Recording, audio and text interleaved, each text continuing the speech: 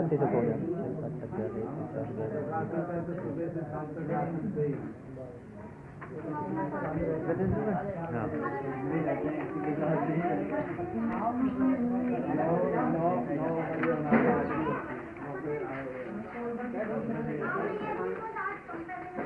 लाओ भाई, बोलो क्या क्या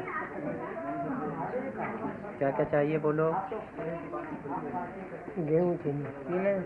हाँ चीनी फटे में नोट न लाया करे फटे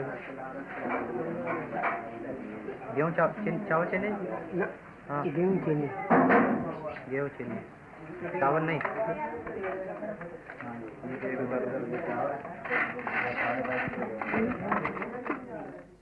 How do you assess the economic crisis which India faces?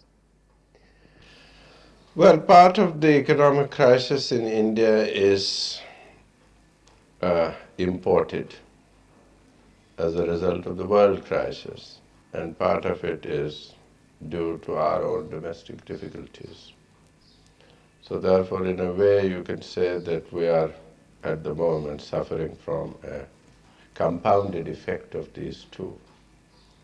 The world crisis, as you know, there has been a big hike in oil prices. The monetary system has been unstable. There is a boom in commodity prices. Well, this has resulted in severe balance of payments difficulties for us, and all this came on top of domestic difficulties which started with 2 years drought. So these two internal and external factors in a way reinforced each other, so that with our economy at the moment is overheated because of this.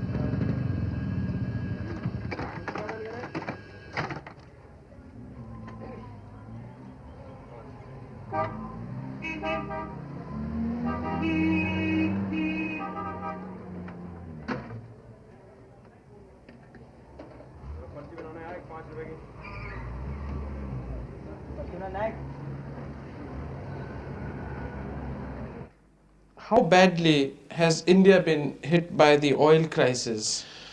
Well, it has been very badly hit, and everybody agrees, studies have been made that India is really one of the worst hit. The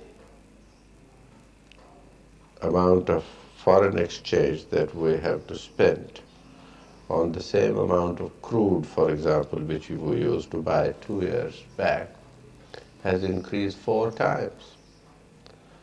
And we find that more than 40% of our balance of payment is now spent only on crude oil and petroleum products. Now it's a very large chunk that we have to devote to import of crude, which means that to the extent that we earmark such large funds for oil, there is so much less for importing other commodities, such as food, fertilizers, industrial raw materials, etc.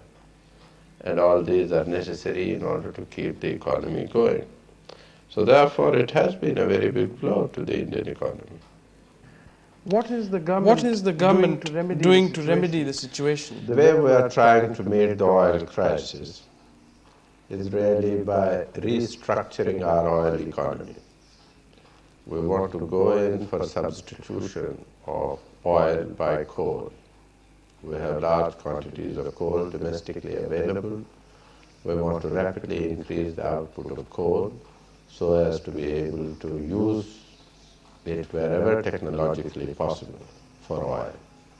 And simultaneously, we want to go in for large-scale exploration of oil, both offshore and inshore. But restructuring of the oil economy will take time, and exploration of oil will also take time, although there is a great deal of evidence that oil can be found in India, but as oilmen say, oil is where it is found. So unless we dig all those holes and locate it and lift it, there is no oil. So therefore it is a time-consuming process. So looking at it from the long-term point of view, we are quite certain that it will be all right in the long run. As Keynes said, in the long run we'll all be dead. So our problem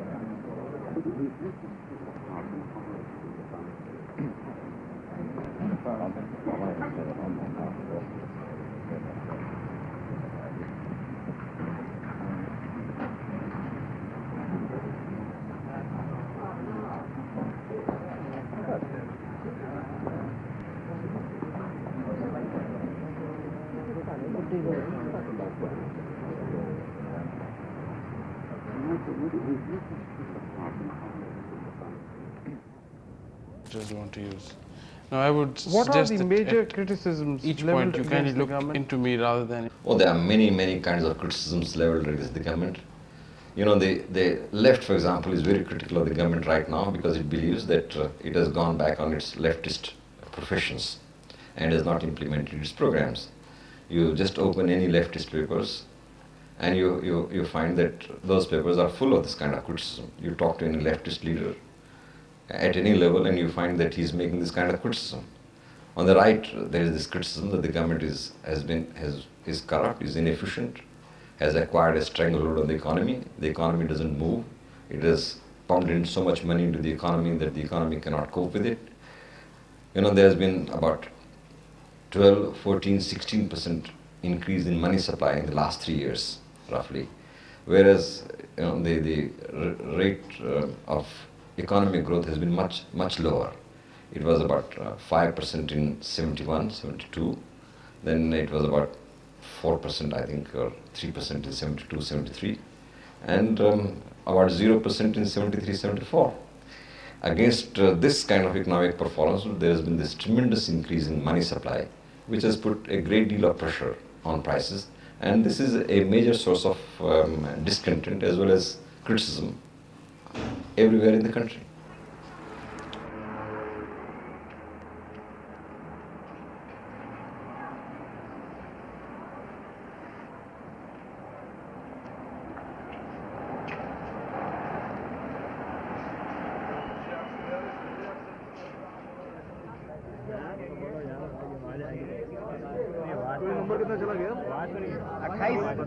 आपका क्या number है?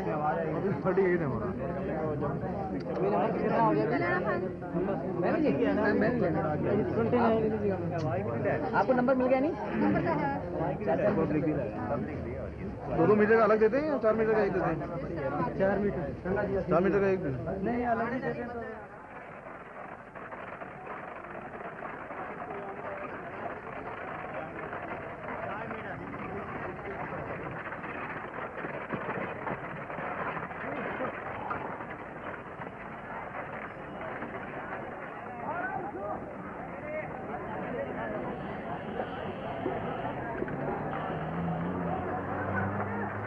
ठीक है जी। हाँ? आवाज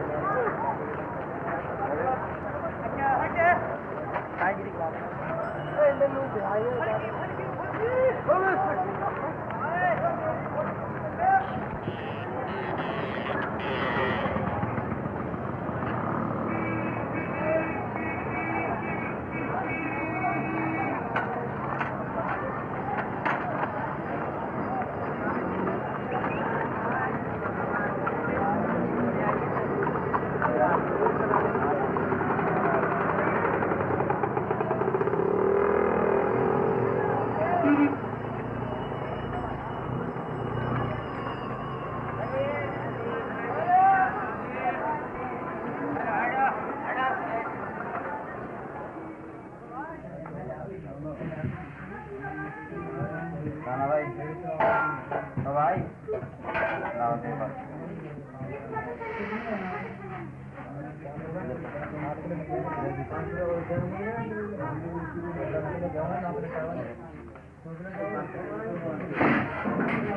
सारी चीज नहीं मिला है कोई ये फेक हो रहा है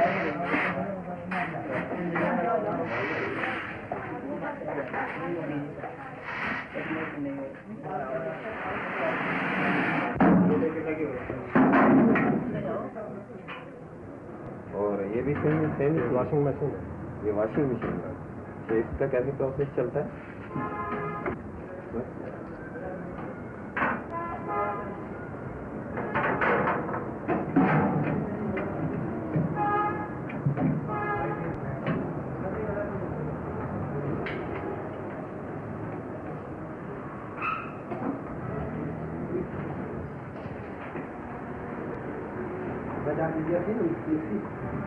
हाँ कर दीजिए। अच्छा 1 मिनट के बाद आप कपड़े डाल दीजिए।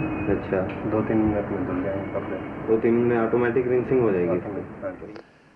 Well, as I said earlier, we have to do something more by way of controlling and combating inflation. That is from the demand side, trying to impound the purchasing power, trying to see that deficit financing is reduced to safe limits, and on the supply side by breaking the supply bottlenecks so that we have more production. It's only then that we can have some kind of an overall balance between demand and supply. And once the demand and supply get into some balance, the economy will start cooling off. I'll list 3 major problems in what I regard as the order of priorities: food, control of inflation, and rapid expansion in the production of wage goods. And all 3 are interrelated. You cannot control inflation as long as you do not increase the supply of food and the supply of wage goods. And I'm quite convinced that in the short run, it is not within the capacity of the government of India to solve these problems. And it requires substantial external assistance. I personally believe that the government should be in a position to import 3 to 4 million tons of wheat this year, along with a number of other important items like a substantial quantity of fertilizer, and if necessary, like oil and other things, edible oils. And this requires considerable amount of foreign exchange, which India cannot generate by its own exports. That's why I personally welcome the generous assistance that members of the Aid India Consortium have provided. And I believe that this will go a long way in helping India meet the present crisis. But even this amount may prove insufficient in view of India's enormous needs. Because if the situation is not brought rapidly under control, a very serious challenge can emerge to popular institutions and the general socio-economic and political fabric.